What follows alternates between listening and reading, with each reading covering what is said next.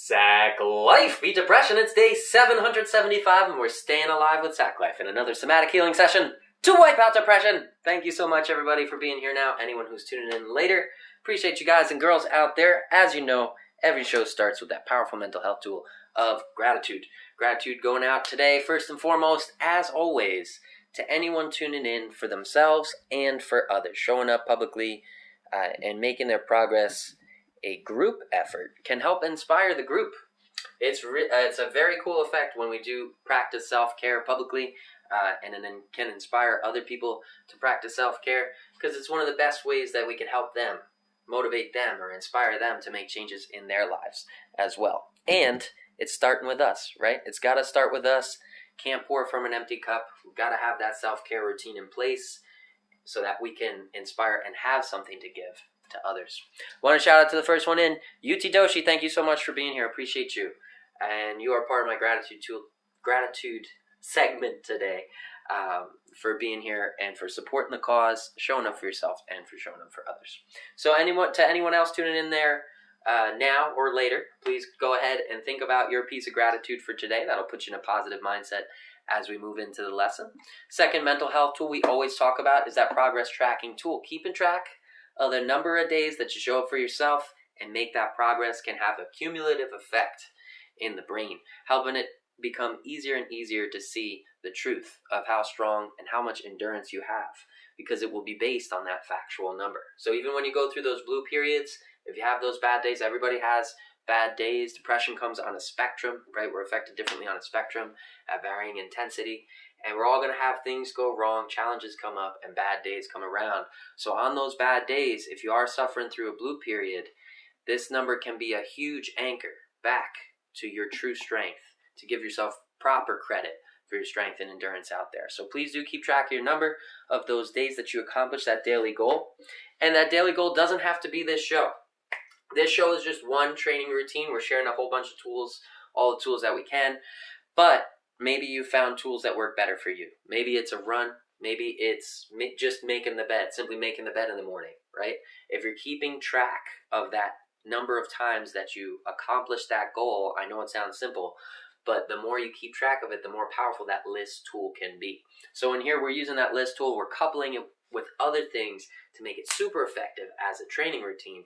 But you can use that list tool on your own for any accomplishable goal, and you can make it more and more effective if that goal is something that builds you up both mentally and physically. And that's why we use it in here on this program. But remember, these tools are tools, and they can be used alone individually. The same thing with that list tool and with the gratitude tool, right? It doesn't have to be the show. You can use that gratitude tool anytime you'd like, and simply asking yourself the question of what you're grateful for can help train the brain to look for those positive things in life, and eventually actually change that balance in the brain and make it easier and easier to find those things that we can be grateful for.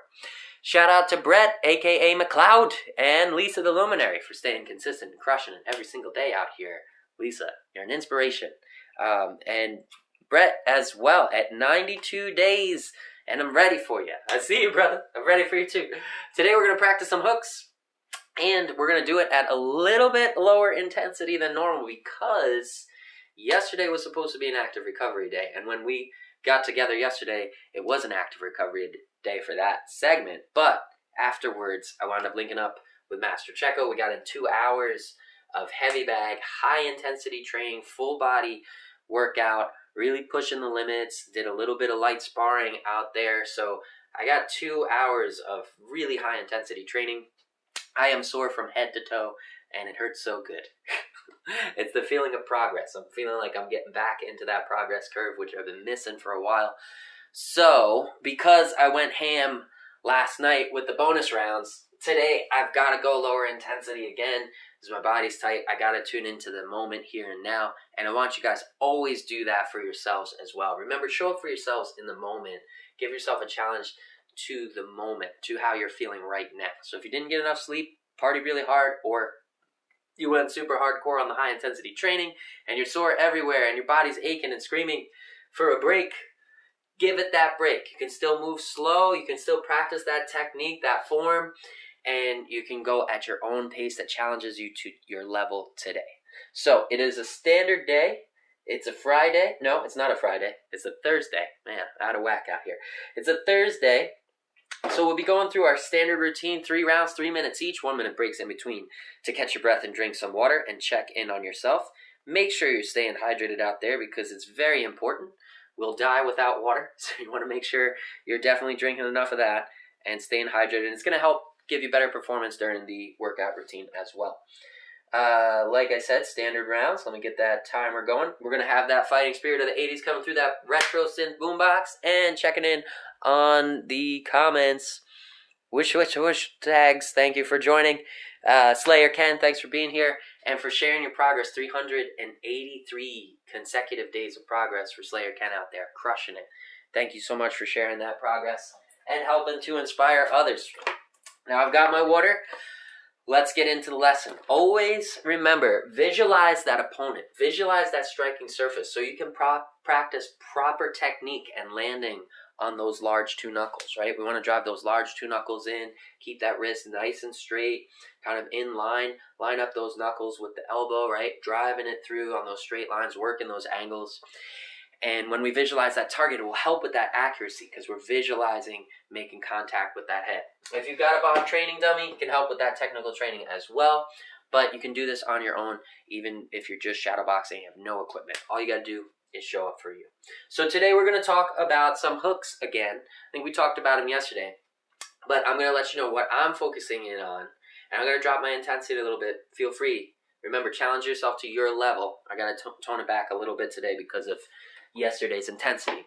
But when you're throwing these hooks, I want you to throw them at an intensity that challenges you. Things you can moderate is the volume of strikes that you're throwing, the speed at which you're throwing them, and then the power, that body weight that you put behind them, intensity behind those punches. Those are all 3 levels of challenge that you can change to you. And if this becomes too easy and you feel like you're still not getting a challenge, which is almost impossible because the cool thing about shadowboxing is you're in control of that intensity. You can ramp it up, and really give yourself a hardcore, high-intensity HIIT training exercise if you really want to. But if you want to take that intensity up and make your time more effective, throw a pair of gloves on.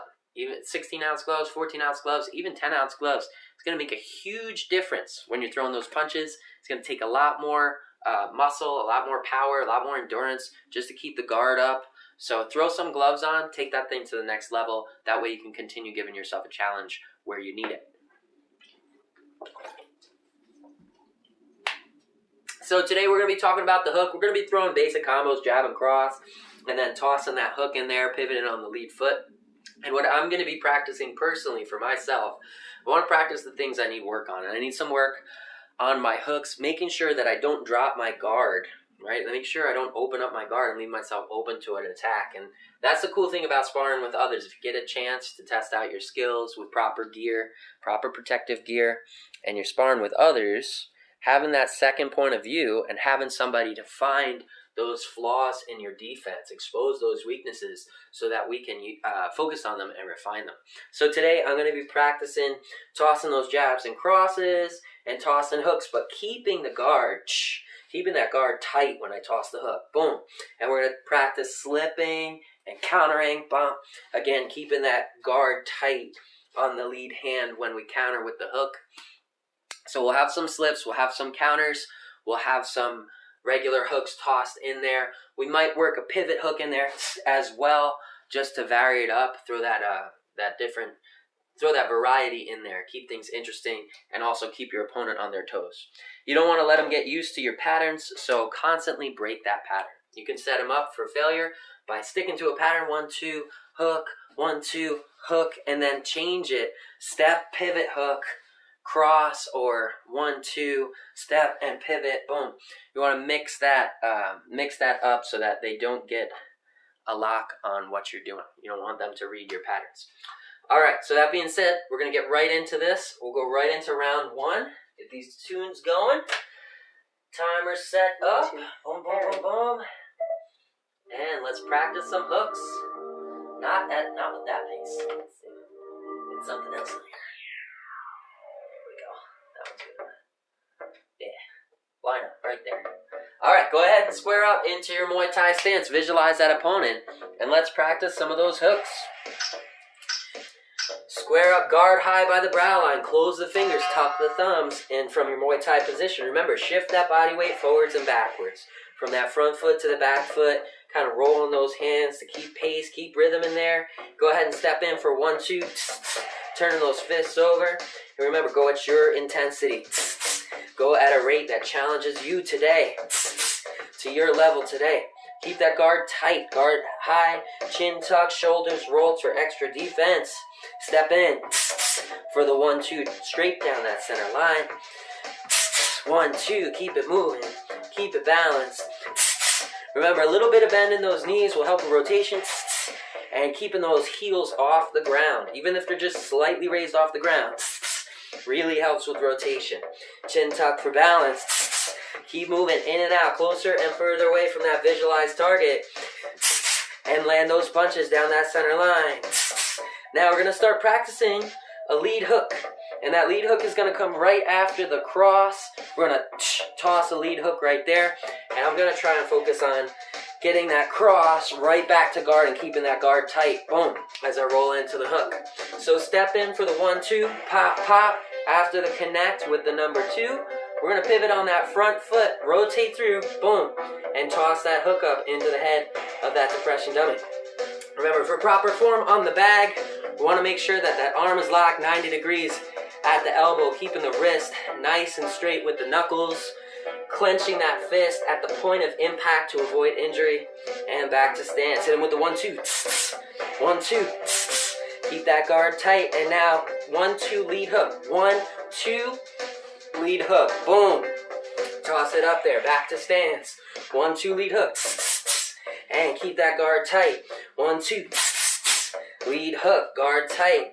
Bring it back. Picture a rubber band from your wrist to your head to defend that head, and keep it moving. 1, 2, 1, 2, 1, 2, 1, 2, hook.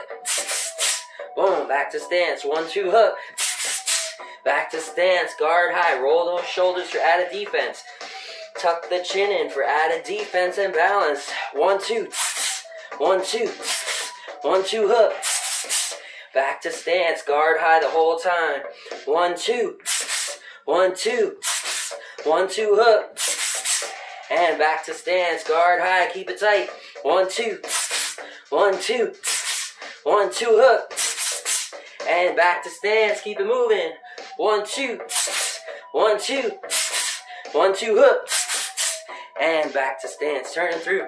Remember to pivot. Use the hips and the shoulders to generate power into that hook. It's not a swing of the arm. It's a rotation, boom, of the whole body.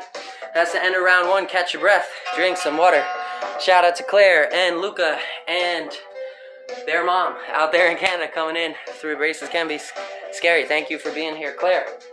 It is not, in fact, Watermelon Wednesday. That was yesterday. Today is Thursday, so we're in our standard rounds. But that doesn't mean you can't show up for yourself at your intensity level. If you need to keep it low intensity, just slow that breath down and practice the form and the movement nice and slow. Going through those motions will build muscle memory and make us more prepared for the challenges we may face ahead.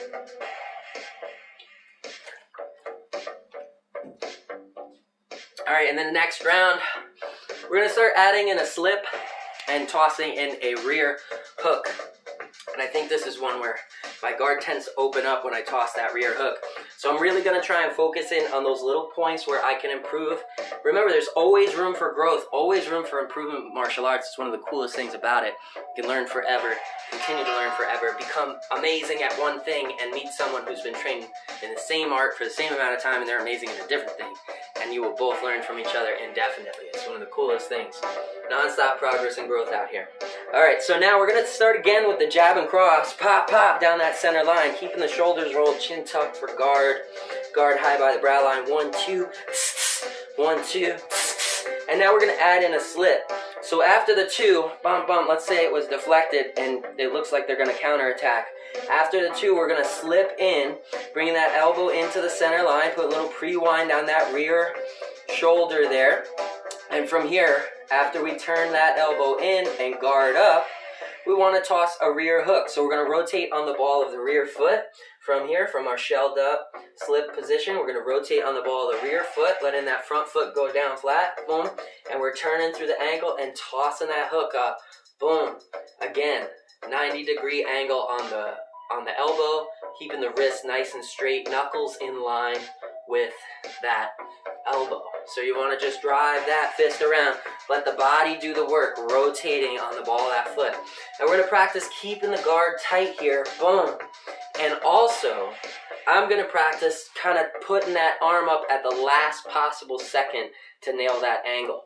Because the further back I place that arm, the more of a tell I'm going to give my opponent that that next strike is coming. So I want to toss that arm up at the last possible second to make contact with the right angle on their head. Back to stance, hit them with the 1-2.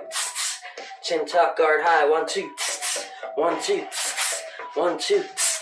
1-2 slip, 1-2 slip, and we're guarded, we're loaded. Now rotate for that rear hook, whisk, boom, back to stance, guard high, chin tucked, keep it balanced, hit him with the 1-2, turning those fists over, bang, bang, landing on those large 2 knuckles, and bringing that defense back after each strike, 1-2, 1-2, 1-2, 1-2 slip, 1-2 slip, and rotate for that rear hook, whisk, boom, right there into the head and back to stance. Guard high, keep it moving. Breathe in the nose and out the mouth. Toss some strikes. 1-2. 1-2. 1-2. Rotating, keeping that head centered, balance centered. 1-2. 1-2. 1-2. 1-2. 1-2 slip and then rear hook. 1-2 slip, rear hook, back to stance. 1-2 slip, rear hook, back to stance. Now notice, don't lean into any of these punches. Keep that torso upright and you'll be able to launch them one after the other. 1-2 slip, bang. 1-2 slip, bang. There it is. 1-2 slip, boom. 1-2 slip, boom. And that's the end of round 2. Catch your breath, drink some water, and check in on yourself. Checking in on comments. Luca's getting a karate at Sunday. That's great. He's heading back to karate on Sunday. Good to hear you're making progress out there, Luca. Proud of you for sticking to it and getting stronger every day. Let me know what you're learning out there when you get a chance. Happy to hear about your progress. Remember, making progress in our lives is one of the great ways that we can inspire other people to make progress in their lives. That's the whole principle behind it, sharing that number, right? The number is for us, builds us up, builds up self-confidence, self-esteem, self-validation. But when we share it, it helps motivate and inspire others. So thank you for sharing your progress out there.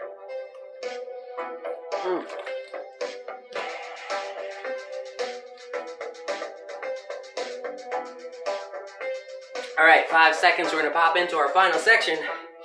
In this final one, we're going to discuss that lead pivot hook that we talked about earlier, which will bring our body off the line, off that center line, out of harm's way, and also lets us use the rotation of the body, boom, to add power into that hook. So starting back, balance Muay Thai stance, toss the 1-2, bop, bop, down the center line. From here, come back to defense, and I want you guys to step off the line with that front foot, just like we step off for the roundhouse kick. Step off the line on the front foot, and now we're going to pivot on the ball of that foot, pivot around, boom. 90 degrees, just making a 90-degree turn there. And on our way, we're going to toss that hook up and let the body weight and the pivot add power to it. So guard high, this is just a disruptor here, hit him with the 1-2, bump, bump, back to stance, 1-2 lead hook, no pivot this time, just like we practiced in the first section. 1-2 lead hook, bang, back to stance, and now we're going to step off the line and pivot hook, wuss, boom, there it is.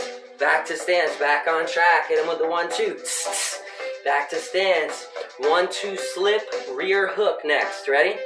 1-2 slip, rear hook, boom, back to stance, guard high, 1-2 lead hook, 1-2 lead hook, back to stance, 1-2 slip, rear hook, 1-2 slip, rear hook, boom, back to stance, keep that guard tight.